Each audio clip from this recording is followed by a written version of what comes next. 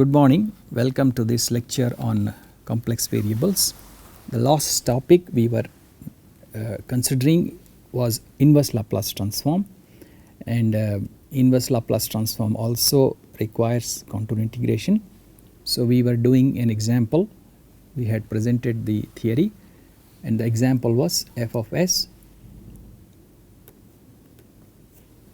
is 1 over s minus 2 whole square, and this is the inverse Laplace transform formula, the Bromwich integral.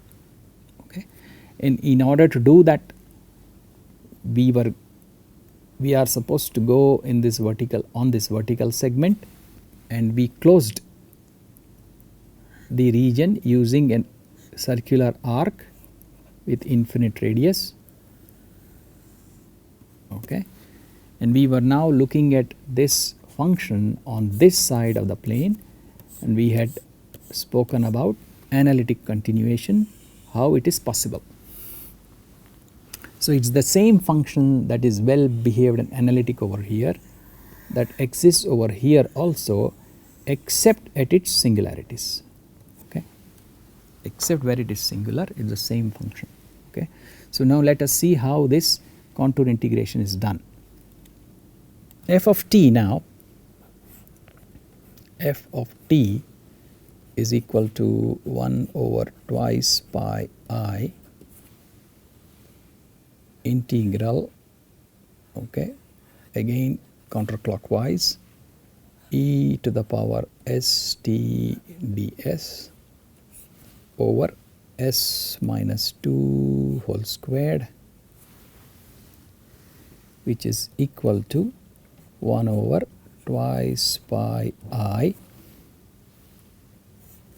the vertical portion c minus I infinity to c plus I infinity, e to the power st ds over s minus 2 whole squared, plus the arc, plus integral over the arc, circular arc. Okay, that is now equal to twice pi I times the residues of f of s. Okay, now the arc portion has e to the power st in it, e to the power st. Okay, which is, so if we look at the magnitude of this, okay, then we have magnitude of e to the power t, real part of s, e to the power t, imaginary part of s, okay, which is equal to e to the power of t, real part of s.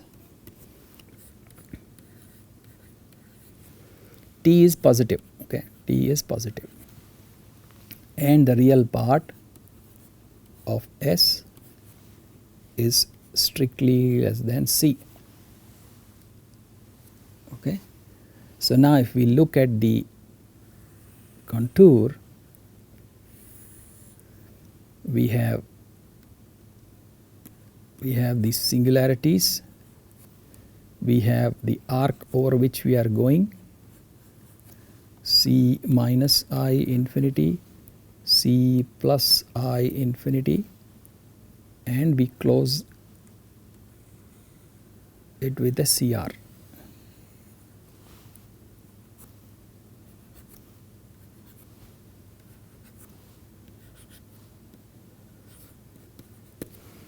Okay, and here we have e to the power st.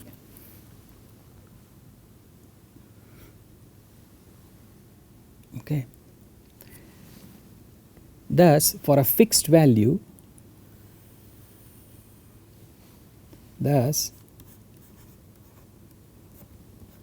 for a fixed value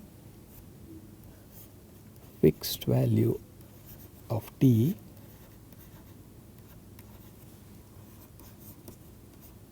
Okay. The range where s, real part of s is positive, is a very short range, okay, and t is a finite time. Okay. So here the exponent does not have the capacity to overwhelm functions. This is a finite value. Okay. Where s is negative, there is no problem. Okay. However, where s still has some positive value, or the real part of s has some positive value, we have to worry about it. But that real part of s is less than c. Okay. That real part of s is a small region, and t is a finite quantity. So this is not unbounded, that is the idea, in this small region. If we cross the imaginary axis here, real part of s is negative and it is not a problem at all. Okay. So thus for a fixed value of t, I have 1 over twice pi I integral over the arc e to the power of st ds by s minus 2 whole squared is less than 1 over twice pi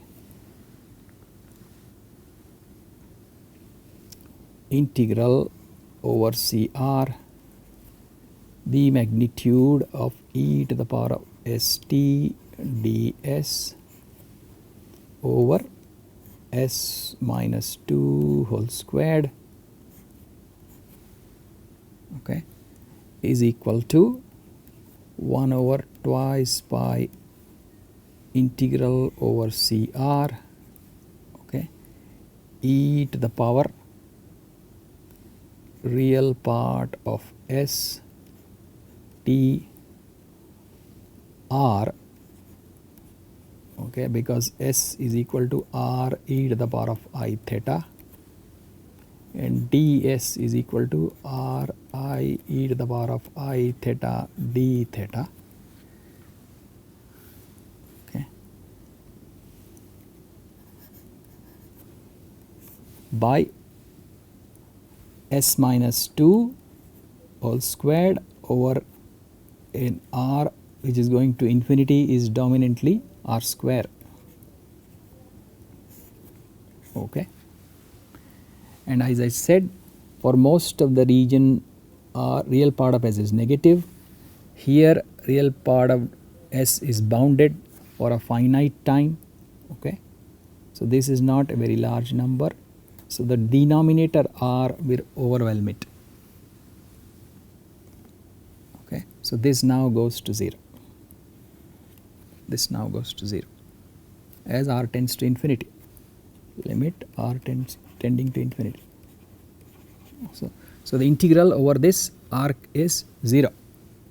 So thus f of t is equal to 1 over twice pi I, the integral counterclockwise e to the power st ds over s minus 2 whole squared is equal to 1 over twice pi I integral c minus I infinity to c plus I infinity e to the power of st ds by s minus 2 whole squared, which is equal to twice pi I times the residue, okay, of f of s.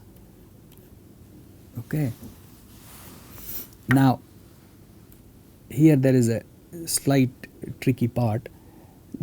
The contour integral, okay, the contour integral itself gives me this contour integral. This part of the, let's see, this contour integral itself gives me a residue on the right hand side, okay, which is twice pi I times residue of f of s. So there is a slight error here. Okay, we should bring in the 1 over twice pi I perhaps later. So, this contour integral itself gives me a twice pi I times residue of f of s. So, this 1 over twice pi I actually takes out this twice pi I, that is correct. Okay. So, here I should put a twice pi I in the denominator because of this. Okay. So, this closed contour integral itself gives me a residue which is twice pi I times this. So, when I have this additional twice pi I, there should be this twice pi I in the denominator. Okay. So, that twice pi I. So, this goes away. So, I have residue of f of s. Okay. Now, those who know there is a double pole at s equal to 2. Okay.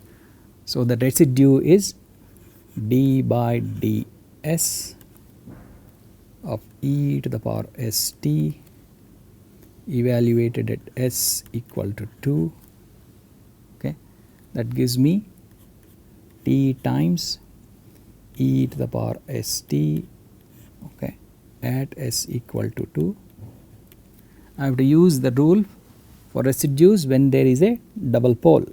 Okay. So, the derivative comes in, and that answer is t e to the power 2t.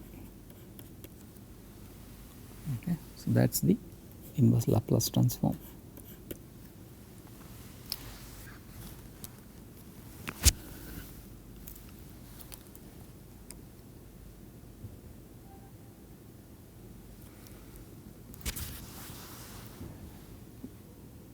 With this, I close the short lecture series on contour integration using complex variables. The whole attempt was not to get into the depth of complex variables and theorems, but to present the usefulness of contour integration and branch cuts, that part which typically is not emphasized on complex variables courses and which is very useful to the engineers. So, I hope you find this very useful. Thank you.